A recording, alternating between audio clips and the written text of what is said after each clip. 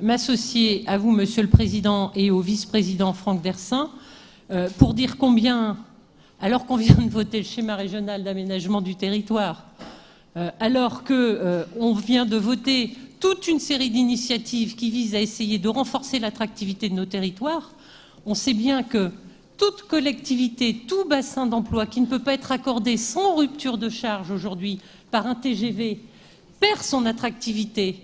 En matière économique, comment vous faites pour attirer des cadres, des gens qui ont envie de pouvoir se connecter à Paris, aux grandes métropoles?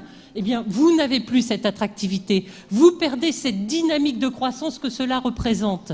Et puis, Monsieur le Président, comment on peut demander à des villes moyennes, dans une région multipolaire comme celle-là, eh bien, de se passer de TGV quand on demande à la région d'ici fin 2019, donc, de trouver les solutions de repli? Comment, quand on connaît les investissements nécessaires pour trouver des solutions, on pourrait faire d'ici la fin d'année?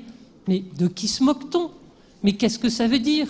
Enfin voilà, en tout cas, tout simplement dire qu'aujourd'hui, allez voir un par un les maires pour leur expliquer pourquoi ils n'auront plus de TGV, le faire séparément quand on est bien là dans quelque chose qui doit être réfléchi, pensé, coordonné, travaillé collectivement avec la SNCF et avec le ministère concerné, tout ça est absolument inacceptable et très sincèrement, Monsieur le Président, je pense que s'il y a vraiment un premier sujet qui verra bien d'autres se succéder, on aura les services fiscaux, on aura les hôpitaux de proximité et bien d'autres sujets qui vont venir aggraver la situation de notre territoire si elles ne sont pas partagées avec l'institution qui sera amenée à soutenir tous les investissements structurants de cette région demain aux côtés des collectivités. Ça n'est pas sérieux de ne pas le faire dans un travail de coopération. C'est cela qui ne va pas, c'est la méthode qui ne va pas.